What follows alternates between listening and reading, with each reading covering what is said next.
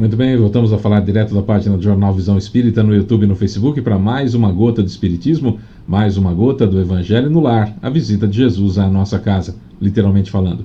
Sou Fábio Pereira, uma honra, um prazer, um privilégio falar com todos e cada um de vocês. Também na página do Centro de Estudos Espíritas Caibar Schutel, no Facebook, e ainda no YouTube e no Facebook, na página do jornalista Fábio Pereira, que sou eu. Seja muito bem-vindo. Faça suas perguntas, deixe o seu like, deixe o seu joinha, deixe a sua curtida, porque cada curtida, like ou joinha, enfim, que você dá, teoricamente o YouTube e o Facebook recomendam esse vídeo para outras 4 pessoas. Isso é muito bom, você ajuda a divulgar a doutrina espírita. Esse vídeo não tem fins lucrativos, tá? É só mesmo para divulgação da doutrina espírita. Bom, vamos lá, vamos fazer o nosso Evangelho no Lar. A gente sempre faz o Evangelho no Lar, a gente grava o nosso Evangelho, disponibiliza para você na quarta-feira, para que você que é sozinho em casa, você que é o único espírita na sua casa, ou você que tem dificuldade para ler em voz alta o Evangelho, interpretar e tudo mais. Então, muitas famílias fazem isso, você pode fazer também. Reúnem-se na frente da televisão, colocam no YouTube e assistem, e participam e fazem o Evangelho conosco. Isso é muito bacana. Nós começamos com a oração inicial, com a oração inicial. Na sequência, nós fazemos uma leitura edificante. O livro que nós estamos utilizando é o livro de Emmanuel por Chico Xavier, chamado Caminho, Verdade e Vida. Hoje caiu o item Educação no Lar. Educação no Lar. Depois nós vamos para o Evangelho segundo o Espiritismo. Aqui está o meu, já está velhinho, caidinho, tadinho, cheio de marcações. Hoje caiu o capítulo 5, Bem-aventurados os Aflitos. E o item é: a felicidade não é deste mundo. A felicidade não é deste mundo. No final, aqui está a minha jarra de água. Você vai colocar uma aí também para você. No final a gente faz a oração de encerramento, que também já é a finalização da fluidificação da água para você e para sua família, tá bom? Eu vou colocar perto do computador ou perto do celular, porque o Fábio vai fluidificar a água, abençoar a água, benzer a água. Eu não vou fazer coisa nenhuma. Quem vai fazer são os mentores aí na sua casa. Então, coloca aí, né, a água, que na oração final você vai direcionar inclusive o pensamento para quem você quer que seja um remédio extraordinário, a água fluidificada, tá bom? Então vamos lá, comecemos. Para começar, vamos elevar o pensamento até Jesus. O que é isso? É pensar no rosto de Jesus como nós imaginamos que ele seja, né? Eu começo por Jesus, depois eu falo de Deus. Não, evidentemente não são a mesma pessoa, mas é uma forma que eu faço sempre para ficar frisado que é diretamente para Jesus que nós estamos fazendo a nossa oração, porque ele falou que ninguém vai ao Pai senão por ele. E claro, citar Deus na sequência, evidentemente, tá bom? Então vamos lá. Elevemos o nosso pensamento até Jesus. Senhor Jesus, querido Mestre e amigo, Deus Pai Todo-Poderoso, benfeitores espirituais, amigos mentores que nos acompanham, seu Calixto, Dona Zélia, seu João Leão Pita, seu Joaquim, seu Romeu, seu Alexandre, Dr. Agripino, seu Otávio, meu guia espiritual, e demais guias espirituais ou anjos da guarda presentes. Nosso muito boa noite, bom dia ou boa tarde. Seu Caibar Schutel, sua equipe de Alvorada Nova, seu Bezerra de Menezes, seu Allan Kardec e seu Agostinho. Elevamos o nosso pensamento até o Senhor, Mestre querido, para mais uma vez podermos fazer o nosso Evangelho no Lar e contarmos com a sua visita à nossa casa, e desde já muito obrigado por isso. Gostaríamos de começar agradecendo de coração por tudo de bom que nos aconteceu na última semana, agradecer também por tudo de ruim que não nos aconteceu na última semana, e claro, agradecer também por tudo de ruim que efetivamente nos aconteceu na última semana, porque afinal de contas já foi, não é? Já é passado, já vencemos mais essa etapa e já quitamos mais esse débito com a lei divina e natural, e por isso, evidentemente, Senhor Jesus, nosso muito obrigado. No quesito pedidos, Mestre, gostaríamos de pedir que o Senhor não olhe as nossas imperfeições, mas a fé que anima o nosso coração, o desejo de servir e de ser útil que cada um carrega, a vontade de errar menos, a vontade de acertar mais, a vontade de fazer o certo em vez do fácil, que é aquilo que a gente pede toda semana, e que possamos, da melhor forma possível, ser um instrumento mais preciso possível e atrapalhar o mínimo possível na mensagem, na sua mensagem, na divulgação da sua mensagem, através do nosso Evangelho no Lar. Então, gratos pela sua presença e dos mentores, nomeados e não nomeados, que se encontram em nossa casa, com o coração cheio de gratidão mesmo, damos por iniciado o nosso Evangelho no Lar, e que assim seja. Emmanuel, sempre coloca no livro Caminho, Verdade e Vida um item, um trecho do Novo Testamento. Nesse Evangelho no Lar é João capítulo 8, versículo 38. O versículo inteiro é assim: eu falo do que vi junto de meu Pai, e vós fazeis o que também ouvistes de vosso pai. Emmanuel diz exatamente isso: vós fazeis o que também vistes junto de vosso pai. Emmanuel não põe o comecinho do versículo. Essa conversa de Jesus aconteceu direcionando-se lá no pátio do templo, onde hoje é a cidade velha de Jerusalém, aproximadamente por volta do ano 30, né? Bem antes da morte do seu corpo físico. Jesus falava respondendo para os judeus, especialmente os fariseus, que se diziam ser filhos de Abraão. Aliás, no versículo anterior, Jesus afirma que eles querem matá-lo mesmo sendo descendentes de Abraão. E no posterior, eles respondem que seu pai é Abraão, e Jesus diz que eles não imitam, nas minhas palavras, evidentemente, eles não imitam Abraão. Se dizem filhos de Abraão, mas na verdade agem como se não fossem. Não agem com a justeza ou com o senso de justiça de Abraão. E Jesus fala: olha, tudo bem, vocês fazem aquilo que os seus pais ensinaram, mas eu falo daquilo que eu aprendi com Deus, diretamente com Deus, ou seja, da evolução que eu alcancei, chegando ao Espírito perfeito. E esse ponto, essa diferença de argumento e principalmente de ponto de partida dos ensinamentos, mostram claramente que Jesus veio reforçar aquilo que era bom, mas principalmente modificar aquilo que não era bom, trazendo a outra face. Nós vamos ver que os últimos evangelhos, a gente tem falado muito disso, abolindo uma lei que foi extremamente importante para a edificação do povo judeu, através de Moisés, que é a lei de Talião, que quer dizer lei de retaliação, não é? Que foi inspirada no Código de Hammurabi, que é a lei de ação e reação, olho por olho, dente por dente, né? Mas que limita a reação a uma agressão sofrida, a um mal sofrido. Isso foi um avanço gigantesco para a humanidade da época. Quando Jesus vem, Jesus muda isso, manda oferecer a outra face, manda não resistir ao mal que queiram fazer. Se te pedem a túnica, dê também o manto. Se te pedem para caminhar 1000 passos, caminha 2000. Não resistir ao mal que queiram fazer, não cobrar, não fugir à presença de quem vos quer pedir emprestado, enfim, colocando a situação muito diferente. E claro que isso causou uma série de problemas para ele, e para nós até hoje também causa, quando nós agimos de forma diferente em grupos de amigos, em grupos de pessoas que somos obrigados a conviver pelo trabalho, por exemplo, né? Ou dentro de uma organização religiosa, pessoas que pensam diferente. É importante haver pessoas que pensam diferente. Precisamos entender, portanto, como as coisas funcionam, e sermos dessa linha de Jesus, indulgente para com as imperfeições dos outros, benevolente para com todos e com uma predisposição ao perdão das ofensas, mesmo que ele ainda não aconteça efetivamente. Mesmo que ele não aconteça efetivamente, tá bom?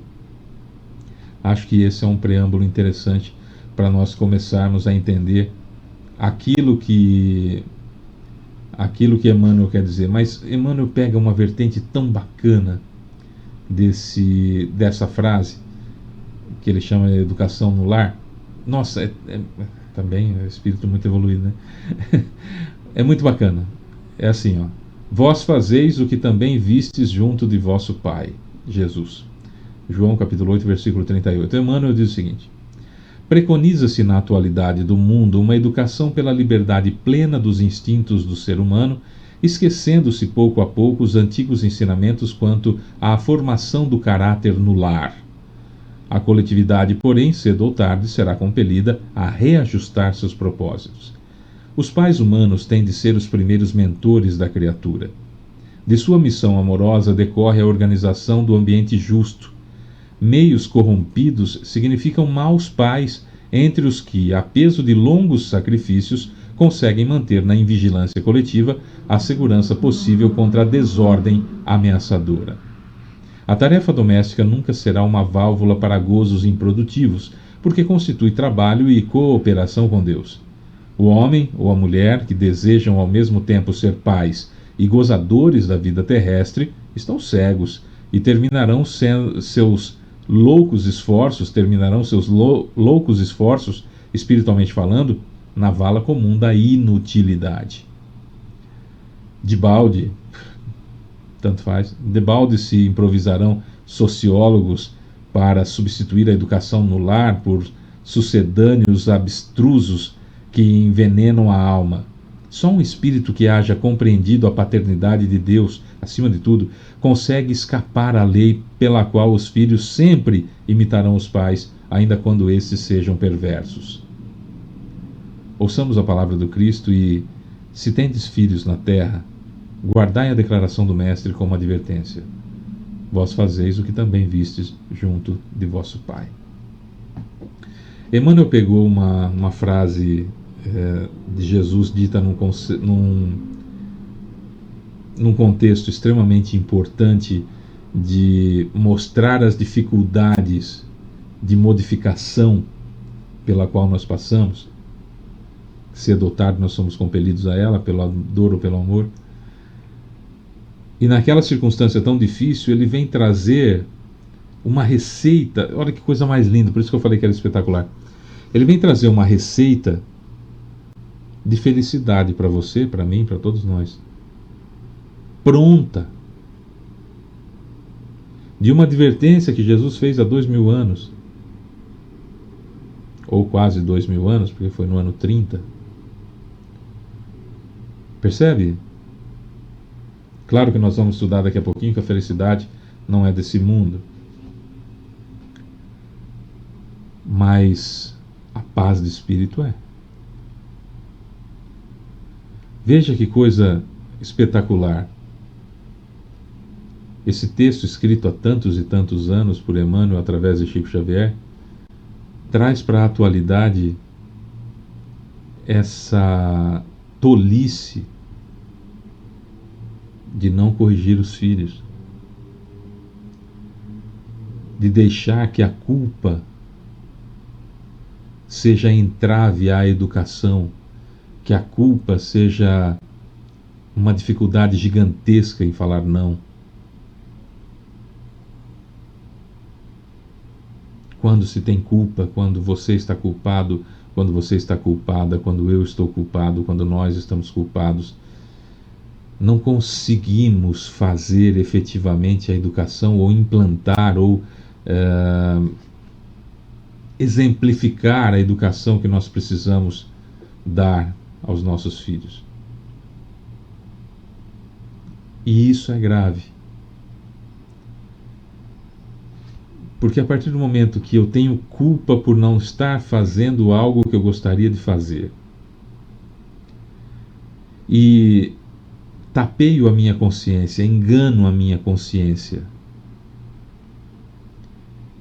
com um tratamento permissivo para meu filho e para minha filha, para meu esposo, para minha esposa,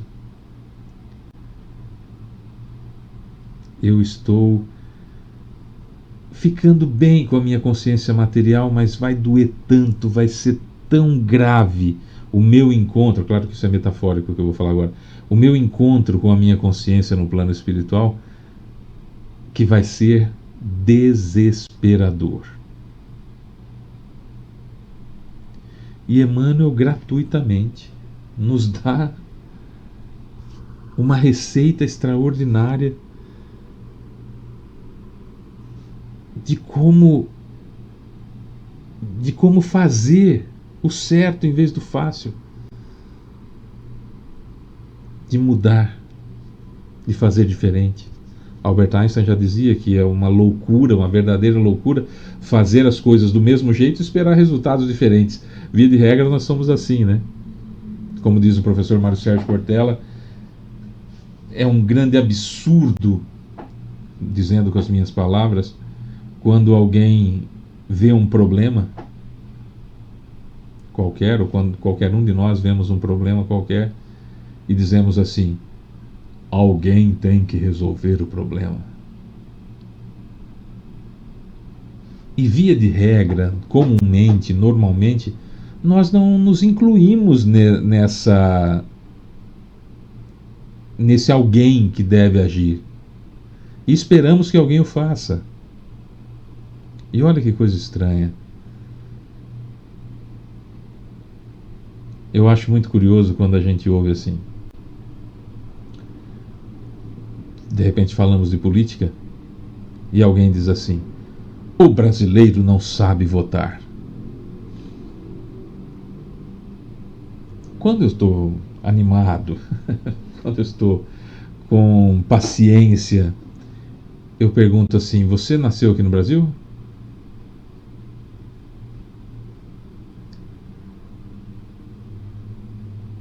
Às vezes eu uso um sarcasmo bem sutil para que uma ironia, como diz Leandro Carnal.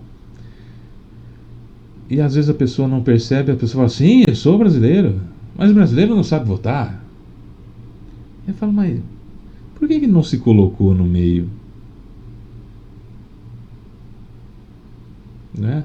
A frase correta deveria ser: nós brasileiros, com raras exceções ou com exceções, não sabemos votar. Mesmo que você ache que você está nas exceções.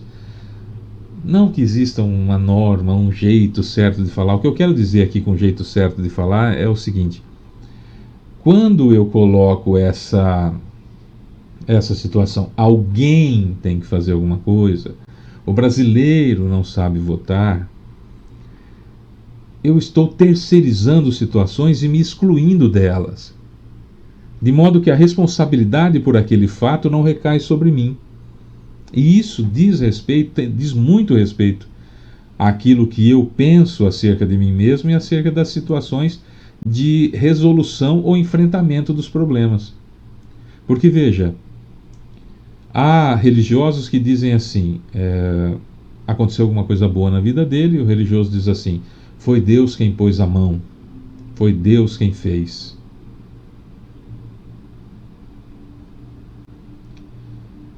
Acontece alguma coisa ruim na vida dessa pessoa, foi o inimigo, foi o adversário, foi o demônio, foi o capeta, foi o encosto, seja lá o nome que se queira dar. Foi o adversário, né? Satanás quer dizer adversário. Foi o adversário. Perceba que eu atribuí tanto as boas realizações quanto as más realizações a alguém, que não sou eu. De modo que eu estou criando uma ideia para mim, enquanto encarnado, vou falar assim, para o meu cérebro, e não necessariamente para mim espírito, de que sempre há um responsável e que esse responsável não sou eu. Percebe? Eu terceirizo, eu passo para alguém responsabilidades que são únicas e exclusivamente minhas. E isso me deixa numa situação extremamente confortável com a minha consciência material, mas quando chegar no plano espiritual, quer seja no umbral, quer seja na colônia, uma hora eu vou fazer essa autoanálise, e ao fazer essa autoanálise eu vou me deparar, de novo metaforicamente falando, vou ficar cara a cara com a minha consciência, treinada com os rigores que eu usei para com os outros, treinada com as intolerâncias que eu usei para com os outros. E aí, cara a cara com a minha consciência, não tem como disfarçar, não tem como modificar, não tem como abrandar, não tem como maquiar, não tem como tapear a minha consciência. E se esse encontro com a minha consciência acontecer no umbral, pior para mim, porque vai ser complicado, porque eu vou ficar muito abalado num local de vibrações ruins. Não é bem local, a gente sabe que não é um local circunscrito, mas você entendeu. Então veja, por que fazer isso? Por que criar uma necessidade de viver única e exclusivamente aquilo que querem que eu viva, que passem para mim? Que passam para mim e eu tenho que aceitar a goela abaixo porque televisão quer passar, porque a internet quer passar, porque pessoas de conceituação moral duvidosa querem passar. Por que eu tenho essa tendência, essa vontade, esse desejo de ser em algum momento aceito pelas outras pessoas? O que te torna melhor, o que te torna importante para os seus filhos, para a sua esposa, para o seu marido, para os seus pais, para as pessoas que convivem com você, o que o torna importante, o que me torna importante, o que nos torna importante é o que somos e não o que temos. O professor Leandro Carnal diz o seguinte, que na nossa casa nós deveríamos usar a melhor louça para nós, da nossa família. A melhor toalha de mesa para nós, da nossa família. O melhor jogo de jantar, jogo de talher, copos, enfim, para nós, da nossa família. E não devo me preocupar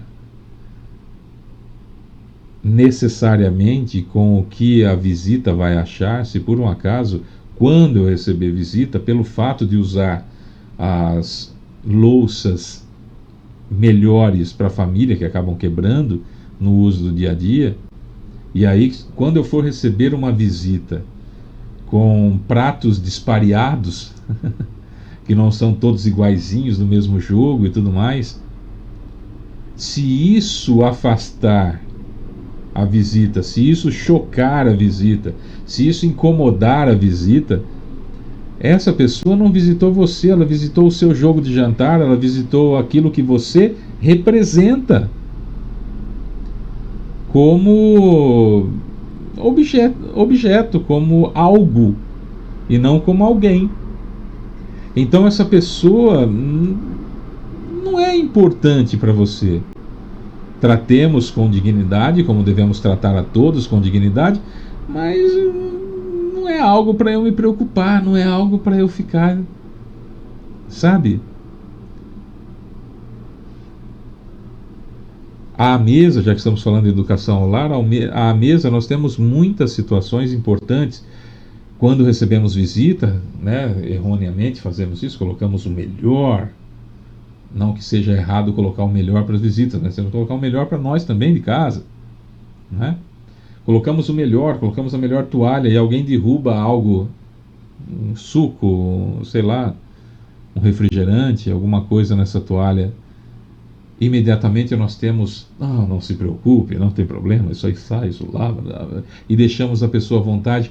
Mas quando é com as pessoas da nossa casa, via de regra, ou normalmente a gente não age assim, a gente estoura, a gente briga, a gente... Por que é que as pessoas que me visitam, nem sempre por minha causa, mas pelo que eu possuo, merecem coisas melhores do que aqueles que me amam e que convivem comigo e que estão nessa jornada evolutiva junto comigo? Por quê?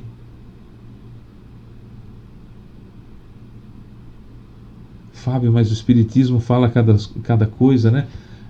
É porque nós precisamos raciocinar na importância das coisas. O importante não é ter, é ser.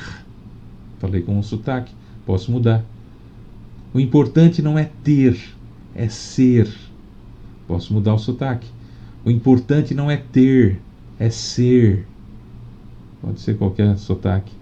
Mas o importante não é ter, é ser.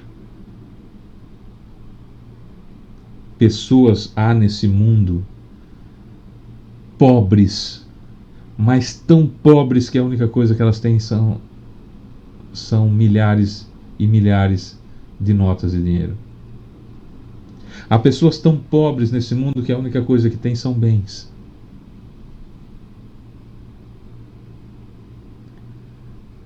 Porque o bem material compra produtos. E entre esses produtos, algumas pessoas que se objetificam, que sentem-se, identificam-se como objeto comprável. E isso é ruim.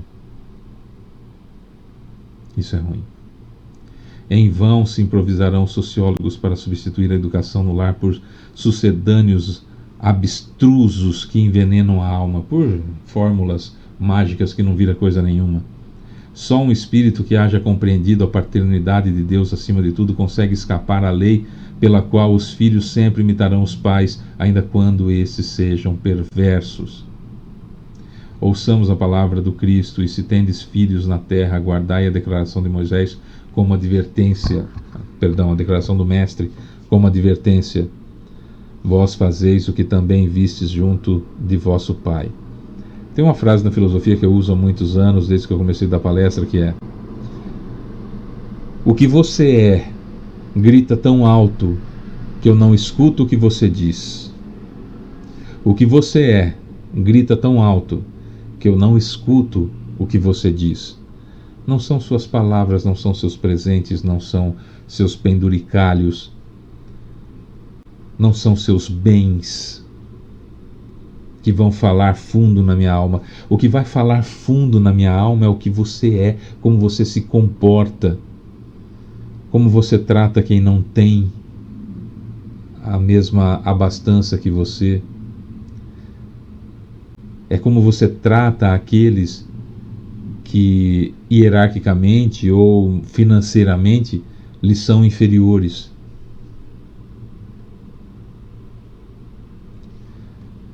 O que conta para você passar para os seus filhos, para eu passar para os meus filhos, para nós passarmos para os nossos filhos, é o que nós somos. E eles estão observando o tempo todo, sentindo o tempo todo.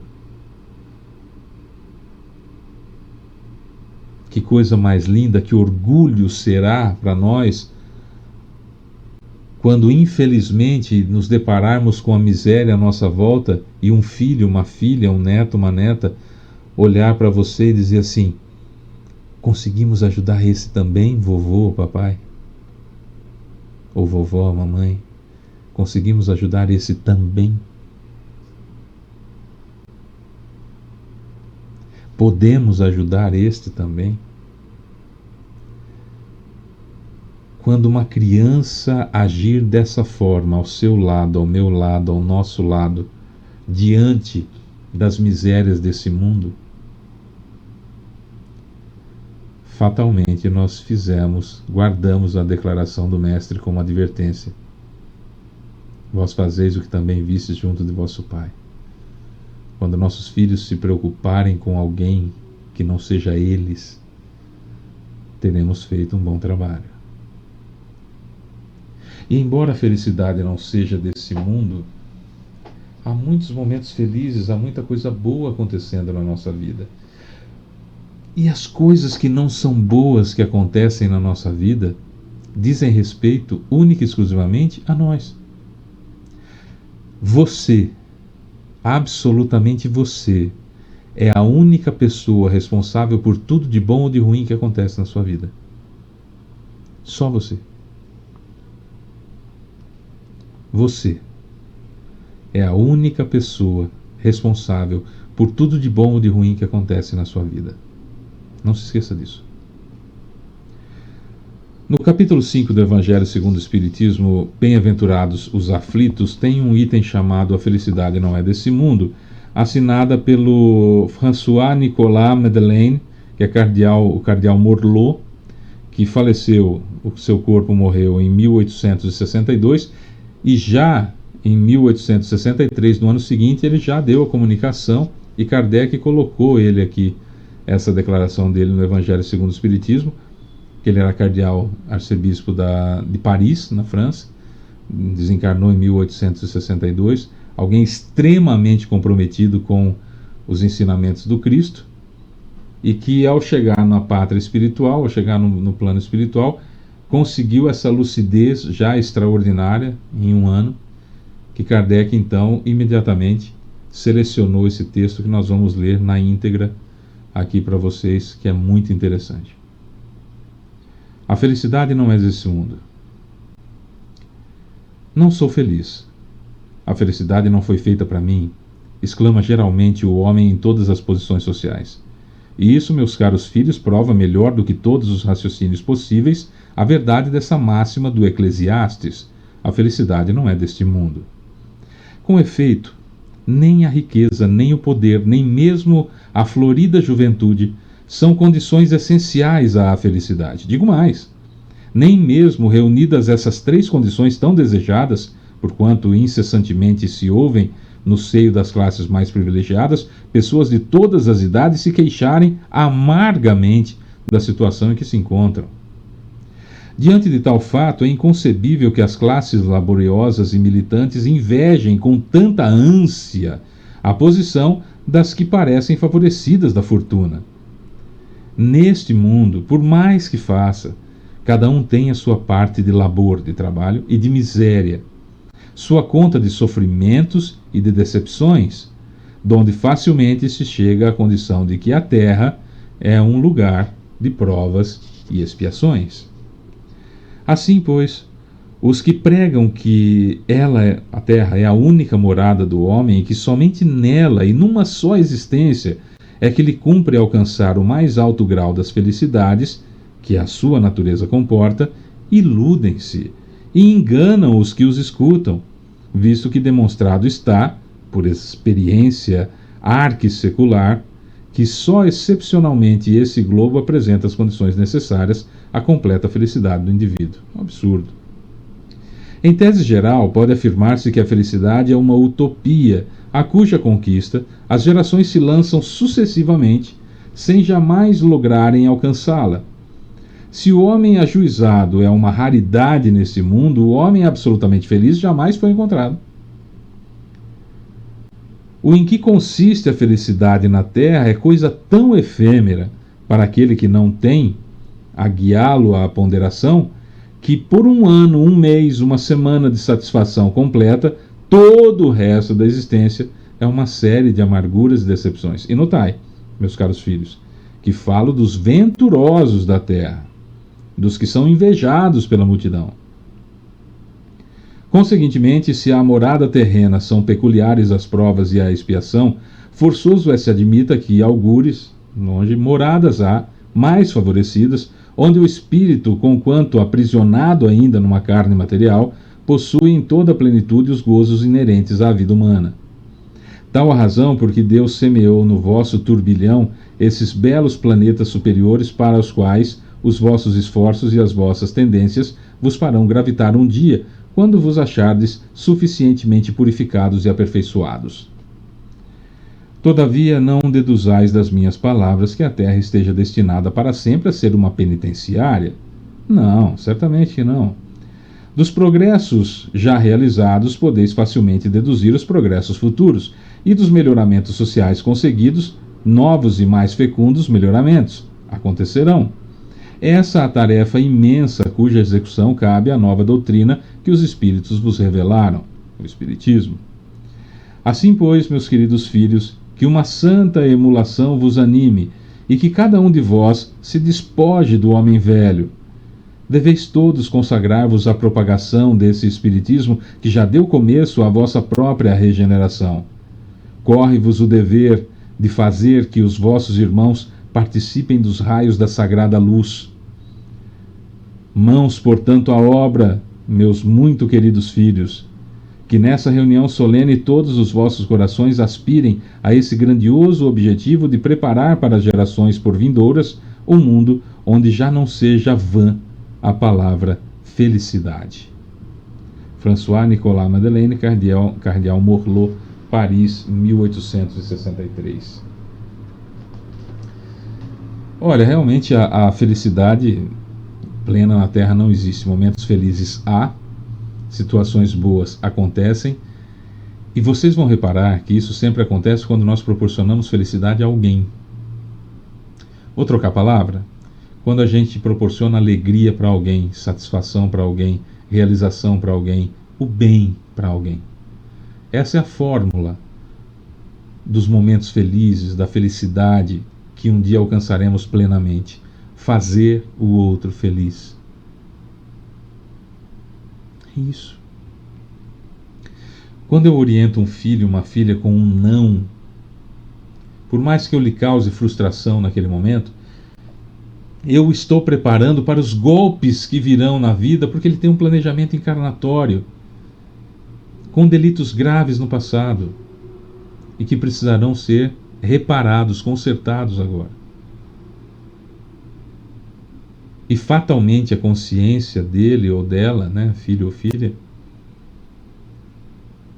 não vai ser bonzinho como nós. Portanto, o não com carinho agora prepara para os nãos doloridos e dolorosos que nós semeamos para nós mesmos.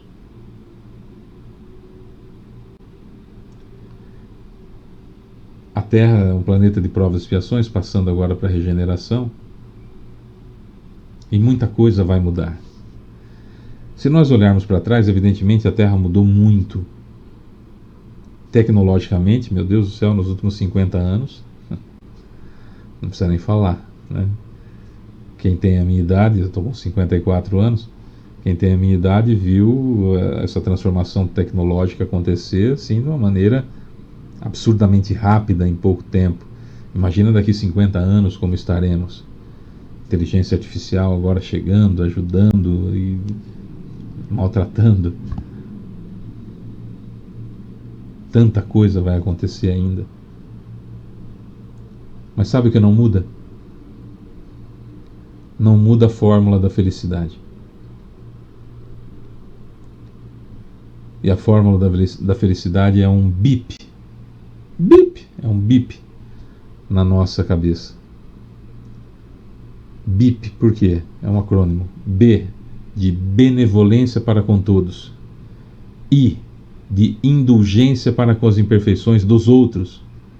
E P, perdão das ofensas. Alcance esse BIP.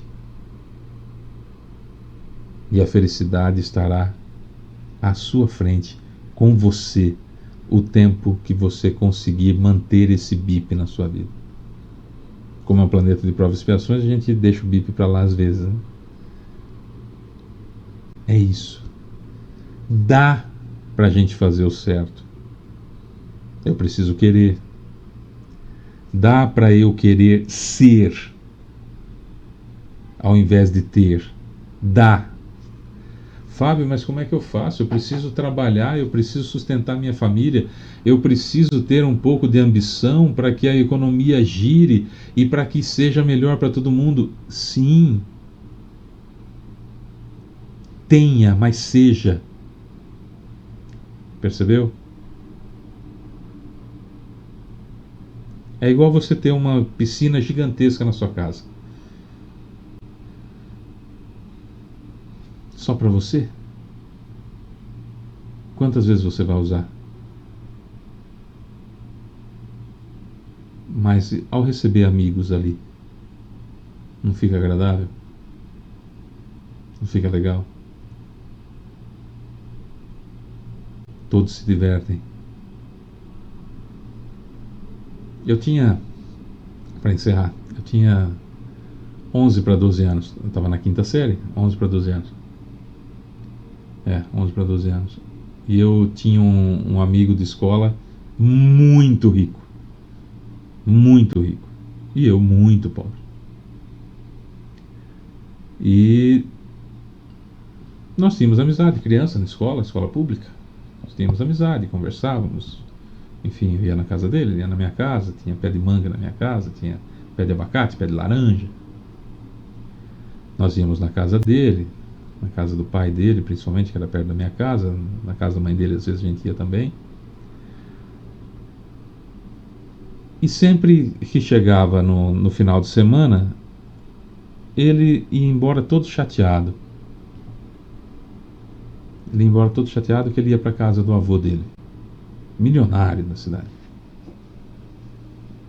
Ele ia para casa do avô dele. E lá ele tinha videogame Atari, que era o que havia de requinte na época. Ele tinha uma motocicleta setentinha da Honda, de 3 marchas. Ele tinha mini bug com 3 marchas, aqueles mini carros, mini bug com 3 marchas. Tinha uma piscina olímpica, tinha sauna. Quando saía da sauna tinha aquela ducha em espiral, que era horrível, aquela água gelada batendo na gente por todo quanto é canto, né? Sala de jogos com bilhar, pebolim, tudo que você podia imaginar, tênis de mesa, ping-pong, a gente fala, tênis de mesa é a coisa mais nova, ping-pong e tudo mais. Para ele sozinho. O videogame até dava, ele brincava um pouquinho ali, mas acabou.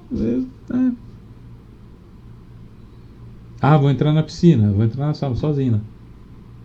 Criança, 11 anos.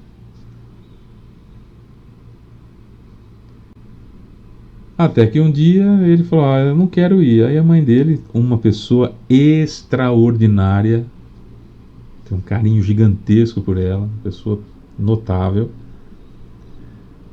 A mãe dele falou assim, vamos pedir pros pais do Fábio, ver se deixam o Fábio ir lá. Que seu avô não liga. Falou com minha mãe deixou. Ficou meio assim, né? Vai na casa de rico, aquela coisa toda, não vai envergonhar a gente. Levei meu irmão, chamei o vizinho também para ir, que brincava conosco ali e tal. E fomos. Quando eu voltei para casa, que a mãe do meu amigo me trouxe, no final do dia, foi um sábado extraordinário, ela disse a seguinte frase. Eu tinha 11 anos, eu estou com 54, portanto faz 43 anos e eu não me esqueço. E ela disse assim, eu nunca vi o fulano, que era o nome do filho dela, tão feliz. Tão feliz. Por favor, Terezinha, deixa o Fábio ir lá outras vezes. E muitas outras vezes eu fui. Porque aí tinha quem jogar. Nós jogávamos futebol, nós jogávamos vôlei de areia, tinha gente para brincar do vôlei de areia, nadávamos, jogávamos bilhar, andávamos de moto, andávamos de mini bug, tudo nós fazíamos lá. E nos divertíamos, e ele muito feliz conosco também, nós também muito felizes. Percebam o que eu estou dizendo, ou estou tentando dizer, e talvez não tenha conseguido, se não conseguir me perdoem, mas o que eu estou tentando dizer é, enquanto aquilo era ter, eu tenho, né? Quando era para nós usufruirmos, o negócio era muito melhor, muito bacana, era mais pessoas. E aí vinha momentos agradáveis. Faz 43 anos eu me lembro, estou vendo a cena aqui na minha cabeça agora, né? Eu que adoro velocidade, andando de mini bug a 30 por hora, aquilo é um negócio extraordinariamente rápido, né? Então, e aí competição, e não tinha briga, não tinha nada, era um negócio muito bacana, entende? E aí o que importava para aquelas pessoas extremamente abastadas é ver o garoto bem. E aquilo só foi possível ele estar bem porque ele era alguém querido. Porque para nós tanto faz que a gente brincava no meio da rua jogando vôlei, colocando uma fita de um poste no outro na rua, a gente brincava de vôlei lá com ele e com a gente.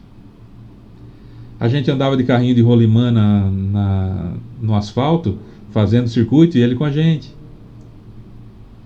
A gente jogava bola de raspar o dedão no asfalto, raspar o joelho no asfalto, a gente jogava fazendo 2 golzinhos com um tijolo na rua, ele brincava com a gente. Então não era o fato dele ter, era o fato dele ser do grupo.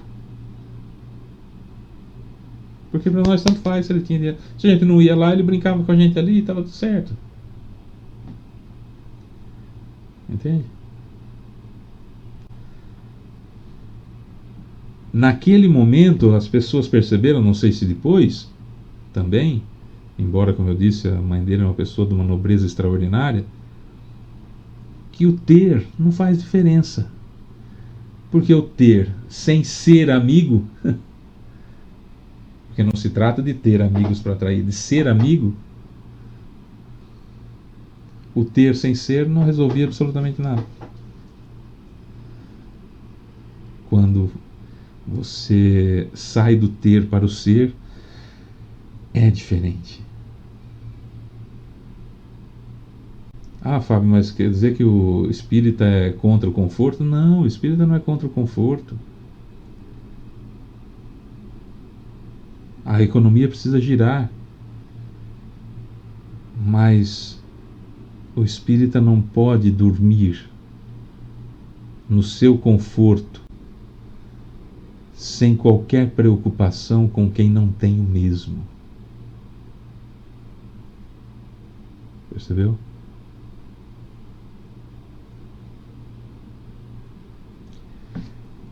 Nós lemos o Evangelho segundo o Espiritismo, no capítulo 5. No capítulo 4, tem uma frase extraordinária que deve nos guiar.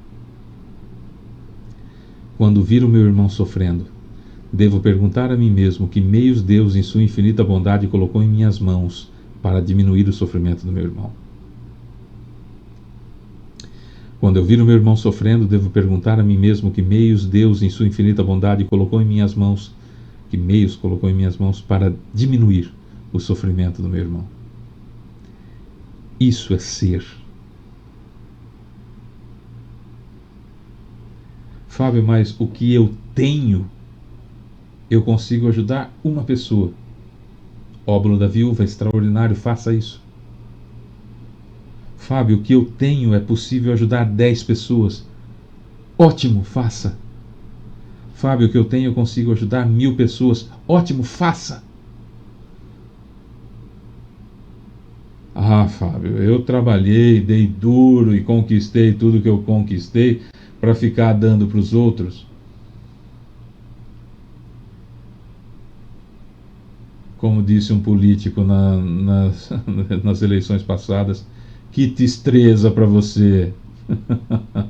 Que pessoa triste que você é. A felicidade bate à nossa porta quando a gente proporciona um pouco do que a gente tem para aquele que não tem nada. Não importa o tanto que eu tenho, que você tem, que nós tenhamos. Tá bom? É isso. Minha água aqui está. Vamos fluidificá-la. Já foi fluidificada pelos mentores. Nós vamos finalizar doando a nossa energia magnética e fazendo a Jesus o nosso pedido acerca de para quem nós gostaríamos que fosse um remédio extraordinário para o perispírito e também para o corpo físico. Tá bom? Então vamos lá. Senhor Jesus, querido Mestre e amigo, Deus Pai Todo-Poderoso, benfeitores espirituais, mentores, amigos que aqui estiveram anonimamente ou nomeados, nosso muito obrigado pela presença de todos e cada um de vocês. Seu Otávio, meu guia espiritual, cumprimentando o Senhor, cumprimento a todos os demais. Seu Caibar Chuta, sua equipe de Alvorada Nova, seu Bezerra de Menezes, a todos vocês, o nosso muito obrigado pela presença, pelo carinho, pela paciência conosco. Aliás, Senhor Jesus, esse é o nosso mantra quase, né? Todo dia a gente fala isso, toda gravação a gente fala isso. Obrigado pelo seu acréscimo de misericórdia, pela paciência que o Senhor tem conosco e por isso muito obrigado mesmo. Nos ajude, Mestre, nesse momento em que vamos pensar em quem nós gostaríamos para quem nós gostaríamos que essa água fosse um remédio extraordinário para o perispírito e para o corpo físico. Que o Senhor, por favor, nos ajude fluidificando a água.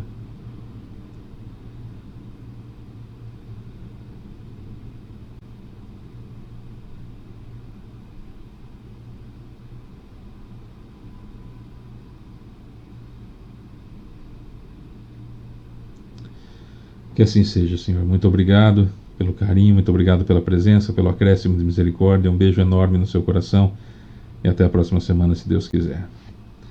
Claro que Jesus está o tempo todo conosco, é evidente. Até a próxima semana com relação à visita à nossa casa, né, do Evangelho no Lar. Meus amores, um beijo enorme no coração de todos e cada um de vocês. Na próxima semana tem mais. Domingo, 10 horas da manhã, mais um bate-papo sobre Espiritismo. Aí é ao vivo, tá bom? Beijo enorme para você que fica. Até a próxima. Tchau, gente.